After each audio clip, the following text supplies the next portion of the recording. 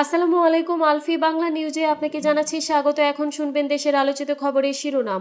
আমাদের খবরটি যদি ভালো লাগে লাইক কমেন্ট শেয়ার করে জানিয়ে দিন আপনার মতামত।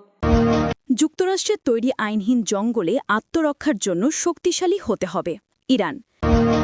মেয়র হত্যাকে কেন্দ্র করে মেক্সিকোয় জেনজি ধাঁচের বিক্ষোভ ছড়িয়ে পড়েছে।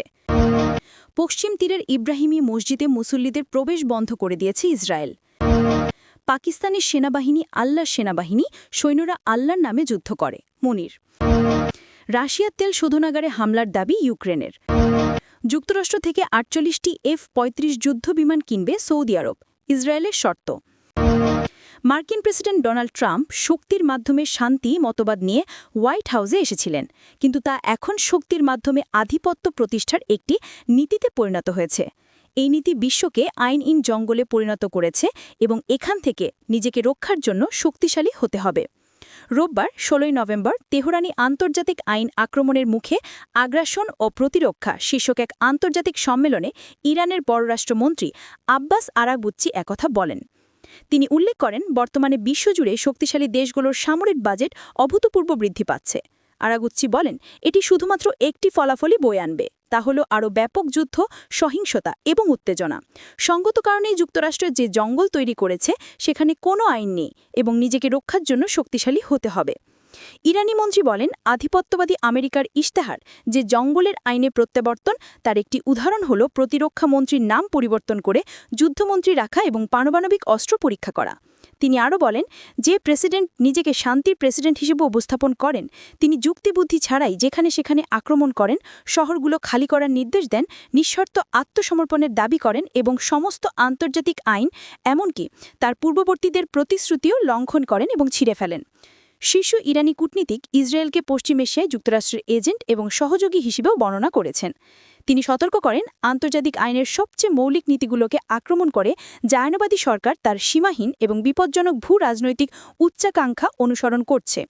পশ্চিম এশিয়ার কোনো দেশই ইসরায়েলের সামরিক এবং নিরাপত্তা আকাঙ্ক্ষা থেকে নিরাপদ নয়, কারণ দখলদারি সরকার গত ২ বছরে ৭টি দেশে আক্রমণ করেছে এবং ফিলিস্তিন ছাড়াও এই অঞ্চলের নতুন এলাকা দখল করেছে। মেক্সিকো জুড়ে বাড়তে থাকা সহিংসতার প্রতিবাদে দেশটিতে জেনজি ধাঁচের বিক্ষোভ ছড়িয়ে পড়েছে। এই মাসের শুরুতে দুর্নীতিবিরোধী এক মেয়রকে প্রকাশ্যে হত্যা করার ঘটনাকে কেন্দ্র করে এই বিক্ষোভ দানা বাঁধে। শনিবার মেক্সিকো জুড়ে হাজারো মানুষ জেনজি ব্যানারে বিক্ষোভ করেন। প্রত্যক্ষদর্শীরা বলেন, মেক্সিকো সিটিতে একদল বিক্ষোভকারী প্রেসিডেন্ট ক্লাউদিয়া শেনবাউমের বাসভবন আর ন্যাশনাল প্যালেসে ঘেরা ব্যারিকেড ভেঙে ফেলেন। এই সময় দাঙ্গা পুলিশ কাঁদুনি গ্যাস ছোড়ে। এর জেরে দাঙ্গা পুলিশের সাথে বিক্ষোভকারীদের সংঘর্ষ বাধে। মেক্সিকো সিটির secretary of citizen security Pablo Vasquez এক সংবাদ সম্মেলনে বলেন, সংঘর্ষে ১০০ পুলিশ আহত হয়েছেন, তাদের মধ্যে ৪০ জনকে হাসপাতালে নিতে হয়েছে। স্থানীয় গণমাধ্যম মিলেনিয়কে পাবলো ভাস্কেজ পালেন, সংঘর্ষে ২০ জন সাধারণ নাগরিকও আহত হয়েছেন। এই ঘটনায় ২০ জন ব্যক্তিকে গ্রেপ্তার করা হয়েছে বলে জানান পাবলো ভাস্কেজ। পশ্চিমাঞ্চল মিছোয়াকান অঙ্গরাজ্য সহ মেক্সিকোর অন্যান্য শহরেও বিক্ষোভ মিছিল হয়েছে। ওই অঙ্গরাজ্যে ১ নভেম্বর উরুয়াতান শহরের মেয়র কার্লোসকে এক অনুষ্ঠানে প্রকাশ্যে গুলি করে হত্যা করা হয়। এরপরে দেশজুড়ে ক্ষোভ ছড়িয়ে পড়ে। এছাড়াও মেক্সিকোর অন্যান্য শহরেও বিক্ষোভ হয়েছে।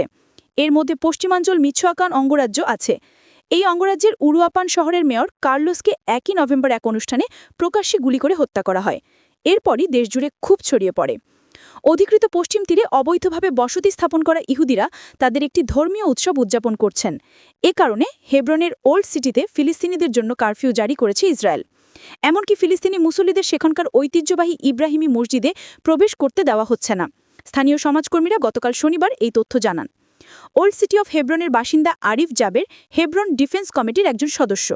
তিনি তুরস্কের সংবাদ মাধ্যম আনাদুলুকে বলেন, গত শুক্রবার সকাল থেকে ইসরায়েলি সেনারা হেব্রনের ওল্ড সিটির বিভিন্ন এলাকায় কারফিউ জারি করে রেখেছেন।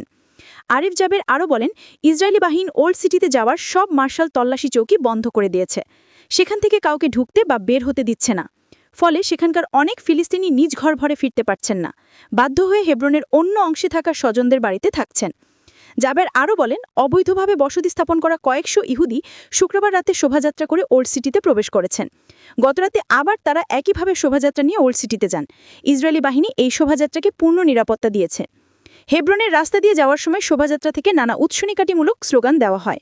চলতি বছরের মে মাসে ভারতের সঙ্গে সংঘর্ষের দিকে ইঙ্গিত করে পাকিস্তানের সেনাপ্রধান ফিল্ড মার্শাল সৈয়দ আসিম মনির বলেছেন, এটা আল্লাহর বিশেষ অনুগ্রহ যে মে মাসে পাকিস্তানের শত্রুরা ধুলো কামড়েছে। পাকিস্তানের সেনাবাহিনী আল্লাহর সেনাবাহিনী, এর সৈন্যরা আল্লাহর নামে যুদ্ধ করে। পাকিস্তান সফররত জর্ডানের বাদশাহ দ্বিতীয় আবদুল্লাহ ইবনে আল হুসেনের সম্মানে রোববার ১৬ নভেম্বর আয়োজিত এক মধ্যাহ্নভোজে মুনির একথা বলেন। আকাশের দিকে আঙুল তুলে তিনি বলেন, আমি পাকিস্তানকে জয়ের দিকে নিয়ে যাইনি, আল্লাহই করেছেন। তিনি বলেন, মে মাসে ভারতের সঙ্গে সংঘাতের সময় যেভাবে প্রতিক্রিয়া দেখানো হয়েছিল, ভবিষ্যতে যে কোনো আগ্রাসনের ক্ষেত্রেও দৃঢ় প্রতিক্রিয়া জানানো হবে। ফিল্ড মার্শাল কুরআনের আয়াত স্মরণ করে বলেন, মহান আল্লাহ বিশ্বাসীদের প্রতিশ্রুতি দিয়েছেন যে বিশ্বাসের মাধ্যমে তারা যে কোনো শত্রুকে পরাজিত করতে পারবে, তার শক্তি যতই হোক না কেন। পাকিস্তান মে মাসে এটি প্রমাণ করেছে। ভারত নিয়ন্ত্রিত কাশ্মীরের পহেলগ্রাম এলাকায় পর্যটকদের ওপর প্রাণঘাতী সশস্ত্র হামলার পর নয়াদিল্লি এই হামলার পেছনে পাকিস্তানের জড়িত থাকার অভিযোগ করে। পাকিস্তান এই অভিযোগ অস্বীকার করে এবং আন্তর্জাতিকভাবে বিষয়টি তদন্তের আহ্বান জানায়। এমন প্রেক্ষাপটে ৫ ও ৬ মে রাতে ভারত পাকিস্তানের অভ্যন্তরে বিমান হামলা চালায় এবং অভিযানের নাম দেয় অপারেশন সিন্ধুর। এরপর পাকিস্তানও অপারেশন বুনিয়ান মারসুস নামে একটি পাল্টা অভিযানে বিভিন্ন অঞ্চলে বৃষ্টিরও বেশি ভারতীয় সামরিক স্থাপনায় হামলা চালায়।